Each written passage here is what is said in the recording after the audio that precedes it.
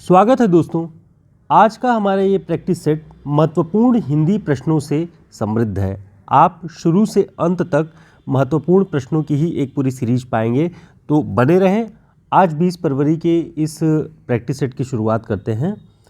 पहला प्रश्न है, पृथ्वीराज रासो को हिंदी का पहला महाकाव्य मानने वाले विद्वान कौन है?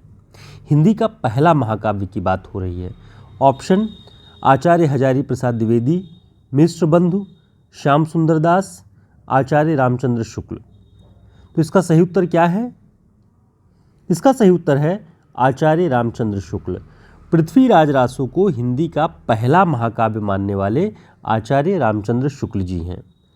दूसरा प्रश्न देखते हैं, प्रयोग अपने आप में इष्ट नहीं वरन साधन है, यह कथन किस आलोचक का है?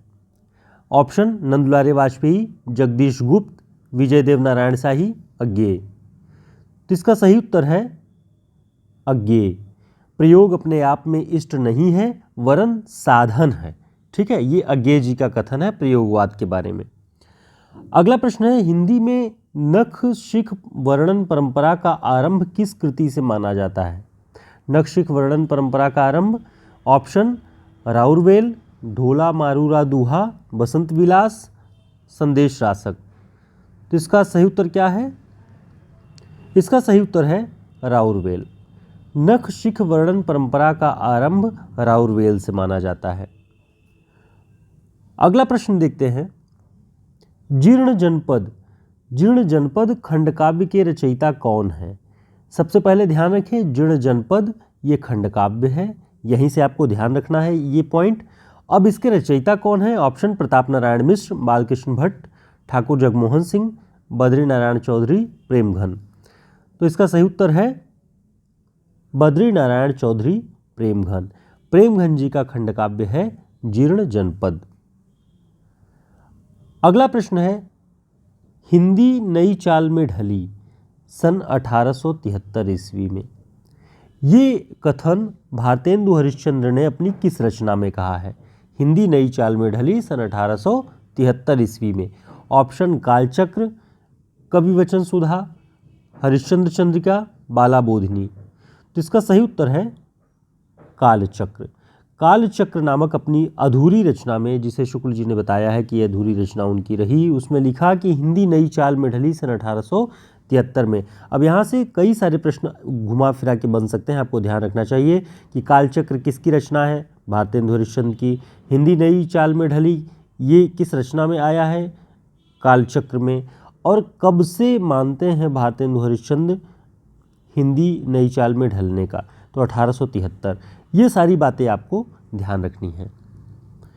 अगला प्रश्न है, उपन्यास संवत 1955 ईस्वी की ये पत्रिका है। उपन्यास पत्रिका किसके नेतृत्व में निकली?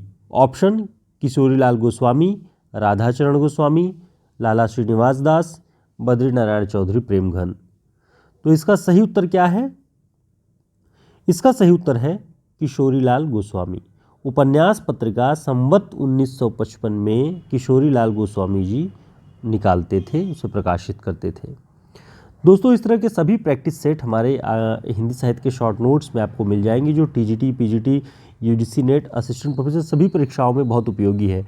साथ ही यूपी हायर की परीक्षा को ध्यान में रखते हुए गद्य रचनाओं पर आधारित हमारा ये नोट्स बनकर तैयार है। जो भी इस नोट्स को ऑर्डर करना चाहते हैं, हमारे इस व्हाट्सएप नंबर पर संपर्क करके इसे ऑर्डर कर सकते हैं। बहुत उपयोगी है सभी प्रतियोगी परीक्षाओं की दृष्टि से। आगे देखते हैं, देवनागरी लिपि के नामकरण में लोकनागरी नाम किसने दिया? ऑप्शन: हजारी प्रसाद द्विवेदी, धीरेन्द्र वर्मा, आचार्य रामचंद्र शुक्ल, आचार्य विनोबा भावे।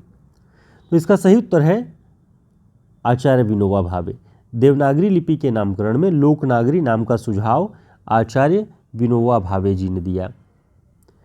अगला प्रश्न है, देवनागरी लिपि मूलतः क्या है? ऑप्शन: वर्णात्मक, अक्षरात्मक, चित्रात्मक, प्रतीकात्मक।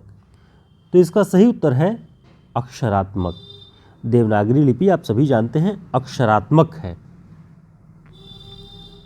हमारा अगला प्रश्न है, आचार्य रामचंद्र शुक्ल परिमार्जित गद्य की प्रथम पुस्तक किसे मानते हैं? बहुत महत्वपूर्ण प्रश्न है ये सब, आपको ध्यान रखना है इसको। ऑप्शन में नासिकेतोपाख्यान, प्रेम सागर, सुख सागर, भाषा योग, वासिष्ठ। तो परिमार्जित गद्य की प्रथम पुस्तक शुक्ल जी मानते हैं भाषा योग वासिष्ठ को। अगला प्रश्न देखते हैं, पंत जी की किस रचना को छायावाद का मैनिफेस्टो कहा जाता है? ऑप्शन गुंजन, पल्लव, ग्राम्या, लोकायतन। तो इसका जो सही उत्तर है वह है पल्लव।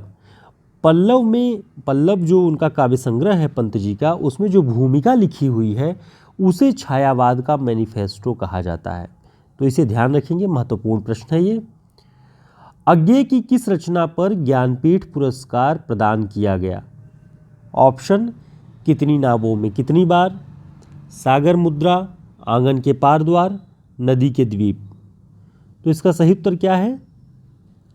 इसका सही उत्तर है कितनी नावों में कितनी बार। अज्ञेय की रचना कितनी नावों में कितनी बार के लिए ज्ञानपीठ पुरस्कार प्रदान किया गया। और एक अन्य रचना इनकी है, आपको ध्यान रखना है, आंगन के पार द्वार। इस पर साहित्य अकादमी का पुरस्कार अज्ञेय जी को प्रदान किया गया। इसके बारे में महत्वपूर्ण पॉइंट ध्यान रखिए कि आंगन के पार द्वार इसका प्रकाशन 1961 में हुआ, कितनी नावों में कितनी बार का प्रकाशन 1967 में हुआ, सागर मुद्रा 1970 में। तो इस पर ज्ञानपीठ पुरस्कार मिला है और इस पर साहित्य अकादमी पुरस्कार मिला है। दोनों रचनाओं के नाम आपको ध्यान रखना है, ठीक। आचार्य रामचंद्र शुक्ल ने हिंदी का पहला मौलिक उपन्यास किसे माना है? ऑप्शन परीक्षा गुरु, रहस्य कथा, नूतन ब्रह्मचारी, सौजान एक सुजान। तो इसका सही उत्तर है परीक्षा गुरु। आचार्य रामचंद्र शुक्ल जी ने हिंदी का पहला उपन्यास माना है इसे। अगला प्रश्न है, निम्न में से किस विद्वान ने भारतीय लोक साहित्य के क्षेत्र में काम नहीं किया है? ऑप्शन कृष्णदेव उपाध्याय, देवेंद्र सत्यार्थी, रामचंद्र शुक्ल, रामनरेश त्रिपाठी। तो इसका सही उत्तर है रामचंद्र शुक्ल। रामचंद्र शुक्ल जी ने लोक साहित्य के क्षेत्र में काम नहीं किया है। लोक साहित्य के क्षेत्र में काम करने वालों का जो नाम है कृष्णदेव उपाध्याय, लोक साहित्य की भूमिका इनकी पुस्तक ही है, देवेंद्र सत्यार्थी का, और रामनरेश त्रिपाठी जी ने ग्राम गीतों का संकलन किया हुआ है। तो ये सारे लोग लोक साहित्य से जुड़े हुए हैं। रामचंद्र शुक्ल जी इसमें नहीं आते हैं। अगला प्रश्न है, रीतिकाल को श्रृंगार काल नाम किसने दिया? ऑप्शन हजारी प्रसाद द्विवेदी, धीरेन्द्र वर्मा, विश्वनाथ प्रसाद मिश्र, रामकुमार वर्मा। तो इसका सही उत्तर है विश्वनाथ प्रसाद मिश्र। इन्होंने रीतिकाल को श्रृंगार काल नाम दिया। इनकी महत्वपूर्ण पुस्तक, उसका क्या नाम है वो आपको बताना है कमेंट बॉक्स में, और कितने भागों में है वो भी आपको बताना है। अगला प्रश्न है, तुलसी की भक्ति किस प्रकार की है? ऑप्शन सख्य, दास्य, माधुर्य, वात्सल्य। तो इसका सही उत्तर क्या है? इसका सही उत्तर है दास्य। तुलसी की भक्ति दास्य भावना में आती है, माधुर्य में मीरा की, सख्य में सूरदास की। तो ये ध्यान रखना है आपको। अगला प्रश्न है, आत्मजयी किसकी रचना है? ऑप्शन धर्मवीर भारती, अज्ञेय, कुंवर नारायण, नरेश मेहता। तो नचिकेता, यम और नचिकेता के प्रसंग पर आधारित ये पुस्तक आत्मजयी कुंवर नारायण की रचना है, ध्यान रखिएगा, बहुत महत्वपूर्ण प्रश्न है। दोस्तों ये सारे प्रश्न बहुत ही उपयोगी हैं, TGT, PGT, assistant professor, UGC net सभी की दृष्टि से उपयोगी है। आप सभी प्रश्नों को तार्किक दृष्टि से दाएं बाएं उनसे कौन कौन से अन्य प्रश्न बन सकते हैं उन सभी को सचेत ढंग से जब देखेंगे तो आपके लिए ये तैयारी आसान हो जाएगी। सारे कठिन प्रश्न आसान हो जाएंगे। रचनाओं की विधाओं को जरूर ध्यान रखा करें। जिस रचना के बारे में पढ़ें उसके बारे में ये निगरानी जरूर करें कि इस पर कोई पुरस्कार मिला हो, कोई अन्य चर्चा का विषय हो, उस पर आप जरूर सारी चीज़ें ध्यान में रखें। उम्मीद है आपके लिए ये प्रैक्टिस सेट उपयोगी रहा होगा। फिर मिलेंगे एक नई क्लास में, तब तक के लिए नमस्कार, शुभकामनाएं।